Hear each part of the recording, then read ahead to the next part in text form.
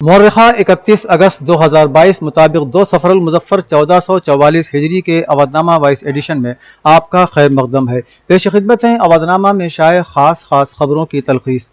कर्नाटक की राजधानी बंगलोर वाकई ईदगाह मैदान को लेकर जारी तनाज़े में उस वक्त मुस्लिम फरीक ने आर्जी तौर पर इत्मीनान की सांस ली जब सुप्रीम कोर्ट ने वहां गणेश उत्सव मनाए जाने की इजाज़त को कैंसिल कर दिया। सुप्रीम कोर्ट की सहरुकनी बेंच ने कहा कि ईदगाह में गणेश चतुर्थी की पूजा नहीं होगी और न ही फिलहाल वहां नमाज अदा की जाएगी। वहां मौजूदा हालात को बरकरार रखने की सुप्रीम कोर्ट ने सख्ती से हिदायत दी है। एक ही नशिस्त में 3 मरतबा तलाक देने को फौजदारी जुर्म करार दिए जाने के बाद अब सुप्रीम कोर्ट कसरत अज़दवाज और निकाह हलाला का भी जायजा लेने जा रहा है। रिपोर्ट के मुताबिक मुस्लिम मर्दों को एक से ज्यादा निकाह की इजाजत और निकाह हलाला के खिलाफ दायर की गई 9 अर्जियों पर सुप्रीम कोर्ट ने मरकजी हुकूमत, खातून कमीशन, अक़लियती कमीशन और इंसानी हकूक कमीशन से जवाब तलब किया है। अर्जी में कहा गया है कि मुस्लिम पर्सनल लॉ 1937 की दफा 2 को आइन की शिक 21, 15, 14 और 25 की खिलाफ वर्जी के पेश नजर कल अदम करार दिया जाए, क्योंकि इनके तहत एक से ज्यादा निकाह करने और निकाह हलाला को तस्लीम किया गया है। अर्जी में मजीद कहा गया है कि कुरान में कसरत अज़दवाज की इजाजत इसलिए दी गई थी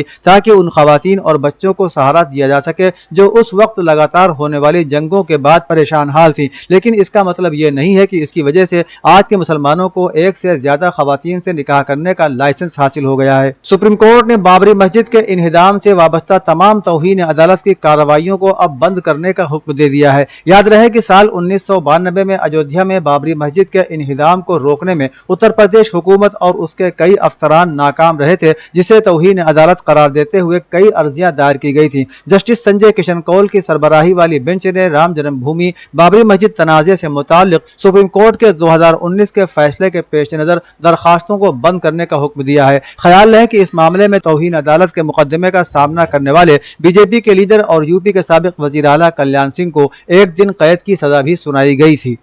1967 के बाद पहली बार मुल्क में खुदकुशी की सबसे ज्यादा शरह रिकॉर्ड की गई है। पिछले साल फी 10 लाख आबादी में 120 अफराद ने खुदकुशी की। यह शरह 2020 के मुकाबले में 6.1% ज्यादा है। इससे पहले खुदकुशी की सबसे ज्यादा शरह साल 2010 में रिकॉर्ड की गई थी, तब फी मिलियन अफराद में 113 खुदकुशियां हुई थी। यह बात नेशनल क्राइम रिकॉर्ड ब्यूरो के जारी करदा ताज़ा तरीन आदाद और शुमार से सामने आई है। ब्यूरो की रिपोर्ट के मुताबिक न सिर्फ खुदकुशी की शरह में इजाफा हुआ है, बल्कि खुदकुशियों की तादाद में भी तकरीबन 7.2% का इजाफा हुआ है, जो तशवीशनाक है। उत्तर प्रदेश के मुरादाबाद के एक गांव दूल्हापुर में उस वक्त माहौल खराब हो गया जब राजकुमार सैनी नाम के एक शख्स ने अपने साथियों के साथ मिलकर पुलिस में शिकायत की कि एक घर में बाजमात नमाज अदा की जा रही है। फिर क्या था, पुलिस फौरी एक्शन में आई और वाहिद और एतवार समेत 2 दर्जन अफराद पर मुकदमा कायम कर दिया, जिसके बाद सियासी और समाजी तंजीमों से जुड़े जिम्मेदारान सामने आ गए और अपने अपने अंदाज में बयानबाजी भी करने लगे। हालांकि जांच के बाद पुलिस ने यह कहते हुए FIR खत्म कर दी कि इस शिकायत में कोई सच्चाई नहीं है, लेकिन यह सवाल जरूर खड़ा हो गया है कि क्या अब मुसलमान अपने घरों में भी नमाज अदा नहीं कर सकते। उत्तर प्रदेश में महीने में 2 मरतबा मुफ्त राशन तकसीम किया जा रहा था। एक नेशनल फूड सिक्योरिटी एक्ट के तहत रियासती हुकूमत की तरफ से बाकायदा राशन की तकसीम और दूसरा प्रधानमंत्री गरीब कल्याण अन्न योजना के तहत। अब एक स्कीम में कार्ड होल्डरों को राशन की रकम भी अदा करनी होगी। इस स्कीम के तहत रियासती हुकूमत ने पुराने निजाम को बहाल कर दिया है। उत्तर प्रदेश में दर्ज फहरिस्त ज़ात और आम जुमरे से ताल्लुक रखने वाली गरीब बेटियों की शादी के लिए 20,000 रुपए की ग्रांट दी जा रही थी। अब उत्तर प्रदेश हुकूमत ने इनफरादी शादी ग्रांट स्कीम के पोर्टल को बंद करने के लिए NIC को खत लिखा है। मुमताज PG कॉलेज में लोआक्टा के आर्ट्स नुमाइंदे के ओहदे पर मुमताज कॉलेज की नुमाइंदगी करते हुए नौ मुंतखब मेंबर डॉक्टर मोहम्मद हबीब का इस्तकबाल किया गया। Lucknow university associated college teachers association के हालिया इलेक्शन में मुमताज PG कॉलेज के शोबे समाजियात के असिस्टेंट प्रोफेसर डॉक्टर मोहम्मद हबीब ने शानदार जीत दर्ज की है। इस मौके पर मुमताज PG कॉलेज के प्रिंसिपल डॉक्टर अब्दुल रहीम समेत कॉलेज के तमाम असातिज़ा और गैर तदरीसी स्टाफ ने उनका इस्तकबाल किया और उन्हें इस शानदार जीत पर मुबारकबाद पेश की। रियासती council of educational research and training Lucknow के ज़ेर एहतमाम 5वीं रियासती सतह की कहानी सुनाने के मुकाबले में जीतने वाली लखनऊ हुसैनाबाद की रहने वाली और जिला हरदोई में तैनात टीचर तलत जहां को director state council of educational research and training Uttar Pradesh کی طرف سے اعزاز سے نوازا گیا ہے۔ واضح رہے کہ اس کہانی کو محکمہ تعلیم کے یوٹیوب چینل پر بھی دیکھا جا سکتا ہے۔ کھیل بنے ہماری پہچان کی تھیم پر مبنی مقابلے کی اسکریننگ کے بعد طلعت جہاں کو بچوں کو دلچسپ اور مؤثر طریقے سے کہانی سنانے کے لیے ریاستی سطح پر منتخب کیا گیا ہے۔ آل انڈیا مجلس اتحاد المسلمین خاتون سیل کی صوبائی صدر ایڈوکیٹ نجمہ فاطمہ نے آج 500 سے زیادہ خواتین کو پارٹی کی رکنیت دلائی۔ آل انڈیا مجلس اتحاد المسلمین خاتون سیل کی صوبائی صدر ایڈوکیٹ نجمہ فاطمہ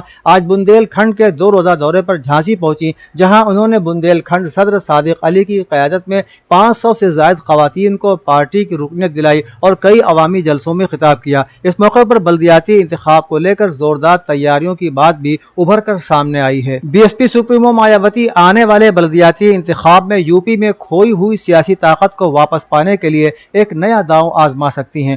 وہ چاہتی ہیں کہ یوپی میں کامیابی کی کمی کی وجہ سے جو کمزوری پارٹی میں آئی ہے اسے 2024 کے لوک سبھا انتخابات سے پہلے دور کر لیا جائے۔ 2022 میں ہونے والے اسمبلی انتخابات میں بی ایس پی کو صرف 1 سیٹ ملی تھی۔ بی ایس پی سپریمو اس عوامی بنیاد کو واپس حاصل کرنے کے لیے تنظیم کی اصلاح میں مصروف ہے۔ ذرائع کے مطابق بی ایس پی ریاست کی 17 سیٹوں پر میئر کے انتخابات کے لیے مضبوط امیدوار کھڑا کرنے کی تیاری کر رہی ہیں۔ اس کے لیے سیکٹر انچارجز سے بھی رپورٹ طلب کی گئی ہے۔ اودھنامہ کے جہانما صفحے کے مطابق عراق میں عالم دین مقتدیٰ الصدر کے مستقل ریٹائرمنٹ کے اعلان کے بعد پیر کو تشدد پھوٹ پڑا۔ اس درمیان مقتدیٰ الصدر نے تشدد اور ہتھیاروں کا استعمال ختم ہونے تک بھوک ہڑتال شروع کر دی ہے۔ رپورٹ میں کہا گیا ہے کہ صورتحال بہت کشیدہ ہے۔ الصدر کی بھوک ہڑتال بغداد میں الصدر کے پیروکاروں کے احتجاج کے درمیان تشدد پھوٹ پڑنے کے بعد شروع ہوئی۔ طبی ذرائع کے مطابق کم از کم اس تشدد میں 30 افراد ہلاک اور سینکڑوں زخمی ہو چکے ہیں۔ عراق کے وزیر اعظم مصطفیٰ الکاظمی نے ملک کے سیکیورٹی اداروں کو مظاہرین کے تحفظ کا حکم دیا ہے اور کہا ہے کہ سیکیورٹی اہلکار مظاہرین کی حفاظت کے ذمہ دار ہیں اور اس معاملے میں کسی بھی قسم کی کوتاہی برتنے پر قانونی کارروائی کی جائے گی۔ انہوں نے بغداد کے گرین زون میں پیش آنے والے واقعات کی فوری تحقیقات کا حکم بھی دیا ہے۔ جلد ہی اس واقعے کے ذمہ داروں کو گرفتار کر سزا دی جائے گی۔ عراق کے وزیر اعظم نے مقتدیٰ الصدر کی جانب سے تشدد کے خاتمے کی اپیلوں کا بھی خیر مقدم کیا ہے۔ اسلامی جمہوریہ ایران کے صدر سید ابراہیم رئیسی نے عراق کے وزیر خارجہ فواد حسین سے ملاقات میں علاقے کے امور کے حوالے سے عراقی حکومت کی کوششوں کو سراہا ہے۔ انہوں نے تہران اور ریاض کے مابین عراق کے توسط سے مذاکرات کے گزشتہ 5 مرحلوں کو مفید قرار دیتے ہوئے کہا کہ ماضی میں ہونے والے سمجھوتوں پر عمل درآمد سے آگے کی سمت جانے کا راستہ صاف ہوگا۔ انہوں نے تہران اور ریاض کے مابین عراق کے توسط سے مذاکرات کے گزشتہ 5 مرحلوں کو مفید قرار دیتے ہوئے کہا کہ ماضی میں ہونے والے سمجھوتوں پر عمل درآمد سے آگے کی سمت بڑھنے کا راستہ صاف ہوگا۔ سید ابراہیم رئیسی نے کہا کہ قانون کے دائرے میں عراق کے اندرونی مسائل کا حل اور تمام سیاسی دھڑوں کے مابین گفتگو ایک نئی حکومت کی تشکیل کے لیے بہت ضروری ہے۔ افغانستان کے مرکزی بینک ڈی اے بی نے منگل کو یہاں جاری ایک بیان میں کہا کہ افغانستان کو 4 کروڑ امریکی ڈالر کی انسانی امداد کی ایک اور نئی کھیپ موصول ہوئی ہے۔ ڈی اے بی نے ایک بیان میں کہا کہ 4 کروڑ امریکی ڈالر نقد آ گئے ہیں اور افغانستان کو عطیہ کرنے والے ممالک کی انسانی امداد کے حصے کے طور پر ایک تجارتی بینک کے حوالے کر دیے گئے ہیں۔ ڈی اے بی نے عطیہ کرنے والے ممالک کا شکریہ ادا کیا اور ایک بیان میں افغانستان کے ساتھ اچھے بینکنگ تعلقات کو آسان بنانے کی اپیل بھی کی۔ پاکستان میں مانسون کی شدید بارش کی وجہ سے گزشتہ 24 گھنٹوں کے دوران سیلاب اور اس سے جڑے دیگر واقعات میں کم از کم 75 افراد ہلاک اور 59 زخمی ہو گئے۔ نیشنل ڈیزاسٹر مینجمنٹ اتھارٹی نے یہ اطلاع دی ہے۔ جاری ایک رپورٹ کے مطابق ملک بھر میں جون کے وسط سے مانسون بارش سے مرنے والوں کی تعداد کم از کم 1361 ہو گئی ہے، جبکہ 6341 دیگر زخمی ہوئے ہیں۔ اس کے علاوہ ملک بھر میں 10,51,570 گھر، 162 پل اور 170 دکانیں تباہ ہو گئی ہیں، جبکہ بارش اور سیلاب سے 7,35,375 مویشی بھی مارے گئے ہیں۔ اودھنامہ میں شائع خبریں اور مضامین کو مکمل طور پر پڑھنے کے لیے www.awadhnama.com پر